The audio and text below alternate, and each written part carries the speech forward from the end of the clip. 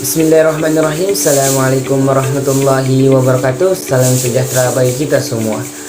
Innal hamdalillah nahmaduhu wa nasta'inuhu wa nastaghfiruh wa na'udzu billahi min shururi anfusina wa min sayyi'ati a'malina may yahdihillahu wa mahdilil fala hadiyalah. Asyhadu an la ilaha illallah wa asyhadu anna Muhammadan abduhu wa rasuluhu amma ba'd. Pertama-tama marilah kita memanjatkan puja dan puji syukur atas kehadirat Allah Subhanahu wa taala, karena beliaulah yang telah memberikan kita begitu macam kenikmatan, di antaranya nikmat kesehatan, nikmat kesempatan, dan terlebih lagi nikmat iman dan takwa. Dan tak lupa kita curahkan kepada baginda kita Nabiullah Muhammad sallallahu alaihi wasallam, karena beliaulah yang telah membawa kita dari zaman gelap gulita menuju zaman terang benderang hingga saat ini. Pada kesempatan yang berbahagia ini, izinkan saya menjelaskan tentang pembahasan litosfer. Alangkah lebih baiknya saya memperkenalkan diri. Saya atas nama Muhammad Naufal Mufli Sukiman dengan NIM 2206045010004 dari kelas 01A dengan dosen pengampu kita Pak Peri Fadli, SSI, MPDI. Back to Colorado, it's 2013 and the end of my life. Freshman year's about to plummet just a little harder, but it didn't, cause we kissed on that Halloween night. I bleached half my hair when I saw Zoe on your vest. Pengertian litosfer berasal dari kata litos, berarti batu, dan sfer atau biasa disebut dengan sphaira, berarti bulatan. Litosfer merupakan lapisan batuan atau kulit bumi yang mengikuti bentuk bumi yang bulat dengan ketebalan 66 km yang terdiri dari batuan. Jadi, litosfer adalah lapisan bumi yang sebagian besar tersusun atas batuan atau disebut juga dengan kerak bumi. Nah, lapisan litosfer terbagi menjadi atas dua. Apa itu? Yang pertama, lapisan sial.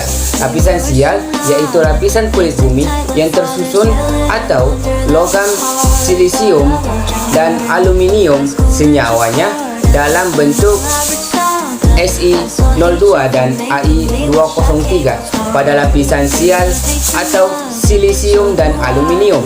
Ini antara lain terdapat batuan sedimen, granit, andesit, jenis-jenis batuan metamorf, dan batuan lain yang terdapat di daratan benua. Lapisan ini mempunyai berat jenis yang lebih kecil dari lapisan sima dan mempunyai ketebalan rata-rata 20 hingga 80 km. Dan yang kedua, lapisan sima.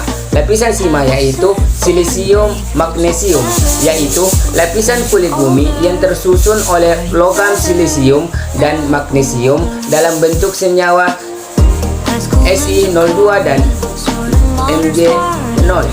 Lapisan ini mempunyai berat jenis yang lebih besar daripada lapisan sial karena mengandung besi dan magnesium, yaitu mineral ferro, magnesium, dan batuan basalt. Lapisan ini bersifat elastis dan mempunyai ketebalan hingga 5-15 km. Adapun bentuk-bentuk permukaan bumi. Yang pertama, dataran rendah. Dataran rendah? Dataran rendah adalah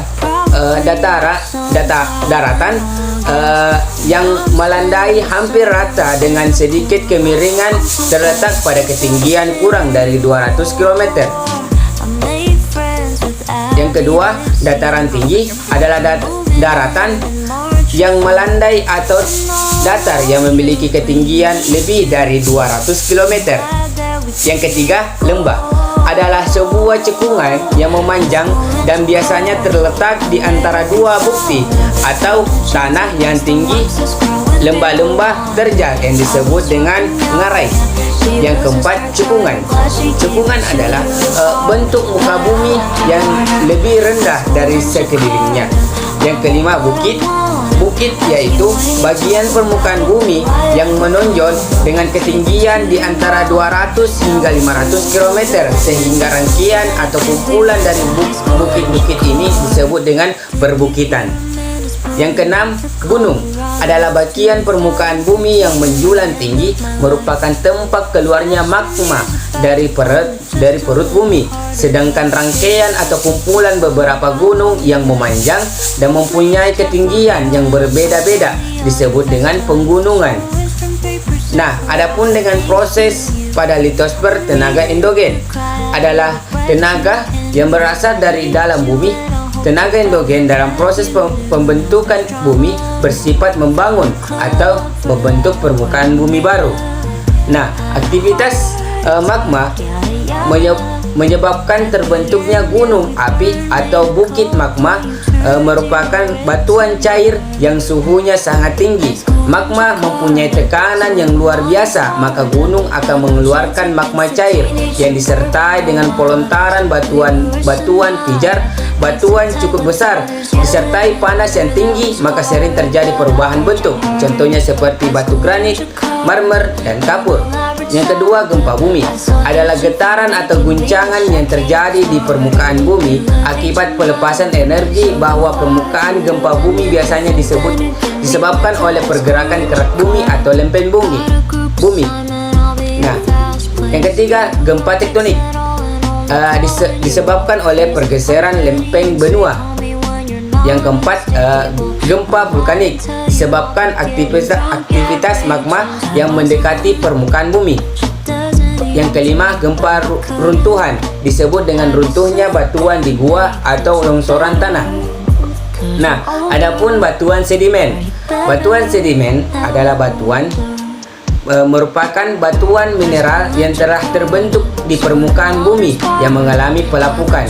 Nah, bagian-bagian yang lepas dari hasil pelapukan tersebut terlepas dan ditransportasikan oleh aliran air, angin maupun oleh gletser tersebut yang kemudian terendapkan atau tersedimentasi dan terjadinyalah proses diagenesis yang menyebabkan endapan tersebut mengeras dan menjadi batuan sedimen. Nah, pengelompokan batuan sedimen itu ada beberapa, diantaranya batuan sedimen klastik adalah batuan sedimen yang terbentuk dari pengendapan kembali rombakan atau pecahan batuan asal, baik itu berasal dari batuan beku, batuan metamorf, maupun batuan sedimen sendiri yang lebih tua. Contohnya seperti batu pasir, batu lempung, breksi, dan lain sebagainya. Yang kedua itu batuan sedimen non-klastik adalah batuan sedimen yang terbentuk dari hasil reaksi kimia atau dari hasil kegiatan organisme. Reaksi kimia yang disebut adalah kristalisasi langsung atau reaksi 23 organik atau biasa disebut dengan penggaraman unsur-unsur laut, pertumbuhan kristal dari agregat kristal yang terpresipitasi dan replasmen. Contohnya seperti batu rijan, halite, batu gamping, dan lain sebagainya. Nah, adapun material pembentukan litosfer. Batuan merupakan benda alam yang menjadi penyusun utama di muka bumi. Batuan merupakan campuran mineral yang bergabung secara fisik atau satu mineral dan mineral lainnya berdasarkan proses terjadinya dapat dibagi menjadi 3 bagian, yaitu batuan beku, batuan sedimen, dan batuan metamorf. Nah, batuan beku adalah batuan yang terbentuk dari magma yang membeku dan menjadi padat. Ciri-ciri batuan beku adalah homogen dan kompak, tidak terdapat pelapisan, tidak mengandung fosil, berstruktur kristalis atau tersusun atas kristal-kristal berdasarkan tempat pembekuannya. Batuan beku dibagi menjadi 3, yaitu batuan beku dalam, batuan beku luar, dan batuan beku gorok atau biasa disebut dengan batuan gan. Batuan beku dalam terjadi dari pembekuan magma yang berlangsung perlahan-lahan ketika masih berada jauh di dalam kulit bumi. Contoh batuan beku dalam dalam adalah granit, diorit, dan gabbro. Batuan beku korok terjadi dari magma yang membeku di lorong antara dapur magma dan pembekuan bumi. Magma yang meresap di antara lapisan-lapisan litosfer mengalami proses pembekuan yang berlangsung lebih cepat, sehingga kristal mineral yang terbentuk tidak semua besar. Campuran kristal mineral yang besarnya tidak sama merupakan ciri batuan beku korok. Batuan beku yang ketiga, batuan beku luar. Batuan beku luar terjadi dari magma yang keluar dari dapur magma membeku di permukaan bumi, seperti magma hasil letusan gunung berapi. Contohnya seperti batuan beku luar adalah basalt dan diorit, obsidit dan batu apung. Nah, batuan selanjutnya batuan metamorf.